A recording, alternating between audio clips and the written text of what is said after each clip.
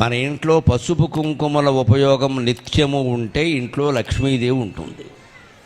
ఒకన్న కుంకుమ బొట్టు పెట్టుకోకుండా, గడపకి పసుపు రాయకుండా, ఆడవాళ్ళు కాళ్ళకి పసుపు రాయకుండా ఉంటే భౌతికాచారం కుదరదు కాబట్టి లక్ష్మీదేవి ఉండదు. అంత మాత్రం చేతనే ఉంటుందని 1 కేజీ పసుపు కాళ్ళకి రాసేసుకుంటే పసుపు అమ్ముకునేవాడు బాగుపడతాడు. భౌతికాచారం, నైతికాచారం అని ఎప్పుడు ఆచారంలో 2 రకాలు ఉంటాయి. ముందు భౌతికాచారం ఎందుకంటే నీ ఆరోగ్యం బాగుండడానికి, నైతికాచారం ఎందుకంటే మనస్సు బాగుండడానికి. భౌతికాచారం వల్ల మనస్సు బాగుంటుందని చెప్పలే. నైతికాచారం అంటే ఆడిన టీ మాట తప్పడే రాజు, ఆ ధర్మనందనునినే విడువలేను, కట్టిన టీ బట్ట కట్టడే రాజు, ఆ ధర్మనందనునినే విడువలేను, సభలో నపక్షము పలుకడే రాజు, ఆ ధర్మనందనునినే విడువలేను. ఇది నైతికమైన ఆచారం.